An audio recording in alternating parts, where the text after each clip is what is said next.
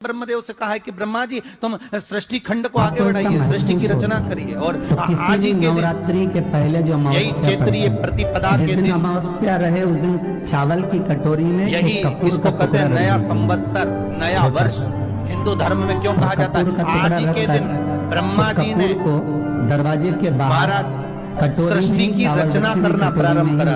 आज ही के का स्मरण कर जला भगवान शिव और ब्रह्मा का संवाद हुआ था। सीधे भगवान शंकर ब्रह्मदेव के पास जाकर बोले थे, हे ब्रह्मदेव आप सृष्टि की रचना करिए। तो ब्रह्मा जी ने पूछा था, सारे नक्षत्र आपने बनाए, सारे दिन आपने बनाए, सारी घड़ियां आपने बनाई, सारा फल आपने बनाया, मनुष्य की श्वास गिनती काउंटिंग अर्थात मनुष्य के शरीर की रोमावली ये सब आपने निश्चित करी है। दोष अब ये जो आप करेंगे ये तब कर रहे हैं अमावस्या के दिन आप उसको रख रहे हैं। अमावस्या के दिन उसको रख कर रात भर आपने रखा कपूर के साथ में, सुबह एकम पड़ गई, नवरात्रि लग गई, उसी दिन उसको जलाकर आपने अर्थात उससे देवी और पितृ दोनों का आशीर्वाद जो प्राप्त होता है तो घर में से पितृदोष समाप्त होकर लक्ष्मी की वृद्धि प्रारंभ हो जाती है, कार्य में सिद्धता आ जाती है। और नवरात्रि में भी देवी की आराधना का स्मरण का सुख है हमारा। तो उस पर 5 बार जोत का विधान है। नवरात्रि में देवी की जोत लगती है, अखंड ज्योति लगती है, जवारे बुआए जाते हैं, कलश लगता है कि लक्ष्मी की छिन्नता हो। जोत का भी विधान है। 9 बार लपेटी जाती है तो जिसके यहाँ दिया अखंड जलाया जाता है, अगर वो दिए की लो कलश का निर्माण दिए की बाती अगर दक्षिण दिशा की होती है तो उसके घर में साल भर में एक घाट जरूर होता है। कलश का निर्माण करो। जो दिया अखंड जलता है स्वयं भगवान उसकी बाती का मुख प्रभु दक्षिण का नहीं होना चाहिए। मेरा स्थान अगर आपने देवी भागवत का स्मरण कराओ, देवी भागवत को अगर सुना हो तो देवी भागवत में स्पष्ट किया गया कि पूर्व की ओर मुख करा हुआ दिया अर्थात पूर्व की ओर जो जलाई जाती है दबा हुआ होता है, वह जगह भगवान स्वयं शिव की होती है। किसकी जगह? भगवान शंकर की। कलश का अग्रभाग नीचे का भाग जहाँ से फैला हुआ होता है वो संपदा की वृद्धि करती है। स्थापित पश्चिम की ओर मुख कर जो जोत लगाई जाती है वो महाराज वो बेभव को देखकर स्थान होता और उत्तर की ओर जो मुख कर जोत जलाई जाती है, उत्तर की ओर जो जोत का मुख रहता है वो आयु की वृद्धि देवताओं को भगवान शंकर ने घर में अकाल मौत को रोक। महाराज दक्षिण की ओर जोत ना लगा, अगर आपको लगाना है पूरब की लगाए, पश्चिम की लगाए या उत्तर की लगाए। और जितने दिन महारानी जगदम्बा जगतधात्री दुर्गा भवन चैत्र नवरात्रि में, शरदीय नवरात्रि में, आषाढ़ी नवरात्रि में कि जहाँ आदिक पौष नवरात्रि में हम जगतजननी जगदम्बा की जब स्थापना करते हैं या हम नूतन घर का प्रवेश करते हैं या गणेश जी की स्थापना करते हैं या कोई दुकान को प्रवेश करते हैं या कोई शुभ कार्य करने के लिए अग्रण्य होते हैं तो हम कलश की स्थापना क्यों करते? कलश के अंदर आखिर ऐसा क्या विराजमान है कि 33 कोटि देवता उस कलश के अंदर आकर बैठ जाते हैं। आप कोई यज्ञ करने जा रहे हो, आप कोई पोथी पुराण करने जा रहे हो, आप कोई अच्छा कार्य करने जा रहे हो तो ब्राह्मण देवता कह देते कलश की स्थापना होगी, कलश की शोभा यात्रा निकलेगी, कलश यात्रा निकलेगी, कलश विराजमान हो जाता है। उस कुंभ की उस घड़े की महत्वता कहाँ से प्रकट? भंडारा कराकर शिव महापुराण की कथा कहती है महाराज। तो भगवान की रात्रि शंकर स्वयं उसमें शक्ति जगदम्बा से कहते हैं कि जगदम्बा तू क्या चाहती है? तो जगतजननी जगदम्बा कहती है कि जहाँ मैं हूँ वहाँ शंकर है। जहाँ शंकर है वहाँ पार्वती का होना जरूरी है। उसके लिए सिद्ध करने के लिए एक स्थान ऐसा बनाया जाए जहाँ पर शंकर विराजमान है और शंकर के साथ पार्वती विराजमान है। तो शिव जी ने कहा पार्वती उसके लिए मैं तुझे यहाँ एक सुंदर कलश का निर्माण प्रतीक्षा रहती है। कोई अच्छे कार्य कन्याओं का भोजन कराओ, शुभ कार्य कन्याओं का भोजन कराओ। पर देवी भागवत को कहती है होगा प्रसन्नता, देवी भागवत को करती है हमारे पहले नवरात्रि से लेकर चाहे वो पहले नवरात्रि से लेकर चाहे वो नौमी तिथि तक, चाहे वो जितने दिन देवी के होते हैं, तो जितने भी लोक में निवास करने वाले आप इसी में भी ये विचार करते हैं कि हमारे भोजन का वंश द्वारा पहली हमारे वंशजों द्वारा पहला दिन से ऐसा सत्कर्म हो जिससे भोजन करके यज्ञ करके अनुष्ठान करके देवी को विसर्जन कर दिया। फिर नवरात्रि सुनिएगा महाराज, नवरात्रि की पूर्णता होती है अमावस्या की रात से गिनी जाएगा।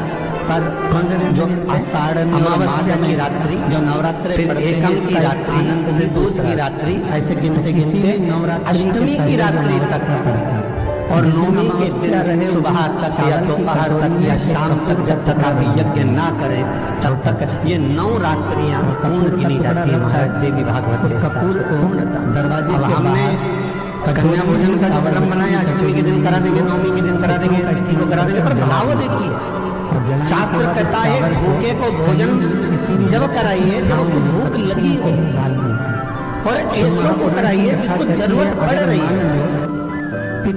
When your morning briefings are the perfect blend of clarity and calmness, and by noon, you're not just dealing with the sharks, you're leading them. Followed by afternoons that demand split-second decisions.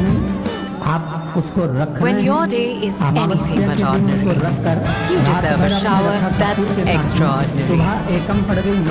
Koda, exceptional in every drop. अर्थात उससे देवी और पितृ इन दोनों का आशीर्वाद जो प्राप्त होता है तो घर में से पितृदोष समाप्त చాలాసార్లు అనుకున్నా కాకపోతే మనకు ఇప్పుడు వీలు కాకుండా और नवरात्रि में भी देवी की आराधना का एक स्मरण का सुख है हमारा। మనకి తీసుకెళ్ళే డబ్బులు जोत का विधान है, नवरात्रि में देवी की जोत लगती है, अखंड ज्योति लगती है, जवारे बुआए जाते हैं, कलश लगता है, అప్పుడప్పుడు నాకు जोत का भी विधान है। నేను కూడా అనుకున్నాను ఇప్పుడు जिसके ఇదే यहाँ ఫస్ట్ టైం నేసి दिया अखंड जलाया जाता है, अगर वो दिए की लो తర్వాత ఒకటిని दिए की बाती अगर दक्षिण दिशा की होती है అది ఆన్లైన్ యాప్ तो उसके घर में साल भर में एक घाट పర్చేస్ जरूर చేసుకున్నాను होती ఏటీఎం ద్వారా 2 టికెట్లు है। जो दिया अखंड जलता है उसकी बाती का मुख दक्षिण का नहीं होना चाहिए। अगर आपने देवी भागवत का स्मरण करा हो, देवी भागवत को अगर सुना हो, तो देवी भागवत में स्पष्ट किया गया कि पूर्व की ओर मुख करा हुआ दिया अर्थात पूर्व की ओर जोत जो जलाई जाती है सदा की वृद्धि करती है।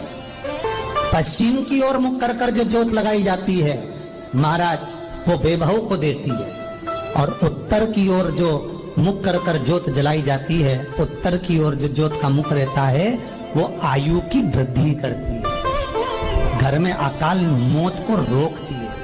दक्षिण की ओर जोत ना लगाएं, अगर आपको लगाना है पूरब की लगाएं, पश्चिम की लगाएं या उत्तर की लगाएं।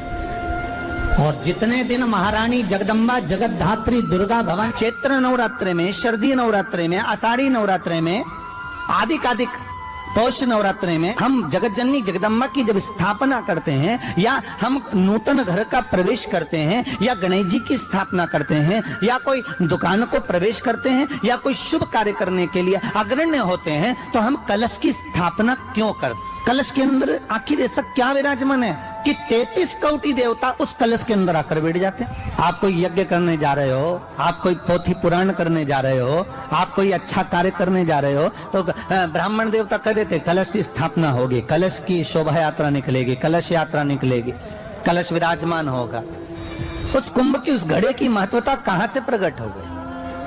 शिव महापुराण की कथा कहती है महाराज भगवान औघड़दानी शंकर स्वयं आद्य शक्ति जगदम्बा से कहते हैं कि जगदम्बा तू क्या चाहती है बोल। तो जगत जननी जगदम्बा कहती है कि जहां मैं हूं वहां शंकर है, ये आपने कह दिया, पर जहां शंकर है वहां पार्वती का होना जरूरी है। उसके लिए सिद्ध करने के लिए एक स्थान ऐसा बनाया जाए जहां पर शंकर विराजमान है और शंकर के साथ पार्वती विराजमान है। तो शिव जी ने कहा पार्वती उसके लिए मैं तुझे एक सुंदर कलश का निर्माण कर देता हूं। अष्टमी के दिन कन्याओं का भोजन कराओ या नौमी के दिन कन्याओं का भोजन कराओ, पर देवी भागवत तो कहती है, देवी भागवत तो वर्णन करती है कि पहले नवरात्रि से लेकर